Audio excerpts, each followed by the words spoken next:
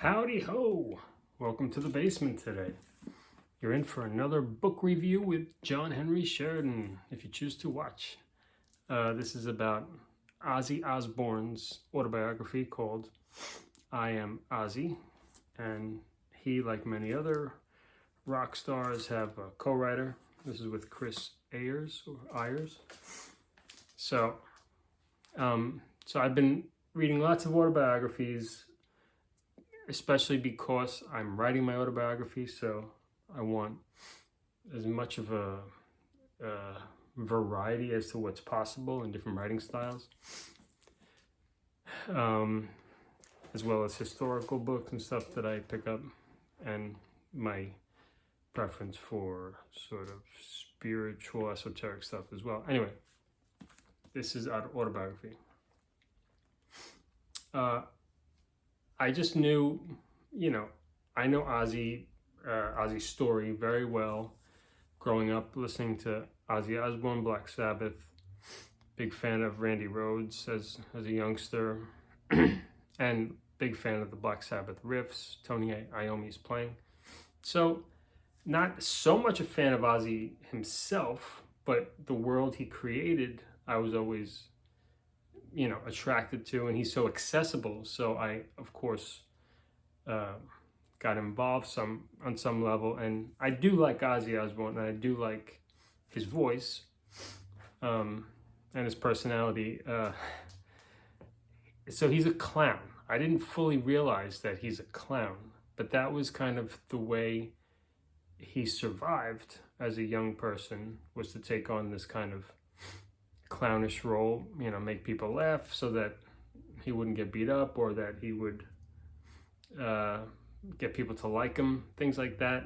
And he had issues as a kid reading and paying attention, which of course in later decades they would recognize and treat him special, but as a kid growing up in the 50s, he was just beat, and the 60s he was just treated really poorly. But he was also, had a few screws loose too. So it's not like society made him this way and he had nothing to do with it. It's a mix, right? But he's a crazy guy. I would say a crazy guy with a big heart. I think that's kind of fair. And, he says it very well in his intro here. I'll just read a little bit, just on the sleeve, so you get an idea. They've said some crazy things about me over the years. I mean, okay, he bit the head off a bat, yes. He bit the head off a dove, yes. But then you hear things like Ozzy went to the show last night, but he wouldn't perform until he killed 15 puppies. Now me, kill 15 puppies, I love puppies.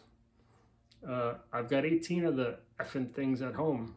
I've killed a few cows in my time, mind you, and I shot the chickens in my house that night. It haunts me, all this crazy stuff. Every day of my life has been an event. I took lethal combinations of booze and drugs for 30 effing years.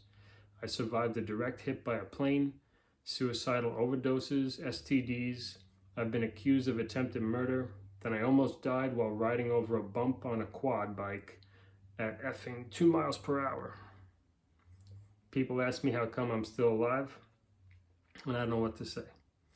When I was growing up, if you'd have put me against the wall with the other kids from my street and asked me which one of us was going to make it to the age of 60, which one of us was going to end up with 5 kids and 4 grandkids and houses in Buckinghamshire and Beverly Hills, I wouldn't have put my money on me, no effing way. But here I am, ready to tell my story in my own words for the first time. I'm reading this because it really sums it up. A lot of it ain't gonna be pretty. I've done some bad things in my time. I've always been drawn to the dark side of me. But I ain't the devil. I'm just John Osbourne, a working class kid from Aston who quit his job in the factory and went looking for a good time. It pretty much sums up his adventure there. Learn from it what you will. If you're into the Black Sabbath timeline, the Randy Rhoads timeline, you're certainly going to get something out of it. And Interestingly, he barely mentions Zach Wilde. Not, what he does mention is favorable. It's nice, but not much there. Yeah, he's worked with so many people. How much can you get involved? He does talk a lot about the Black Sabbath guys, because that was his that was his original gang. So you get a lot about that. And then the Osbourne TV show. Look, if you're a fan of Ozzy Osbourne, cute little kid. If you're a fan of Ozzy Osbourne, you definitely are going to appreciate the book if you like reading autobiographies. And if you're not, then whatever then, right? Okay, until next time, be well and keep reading them good books.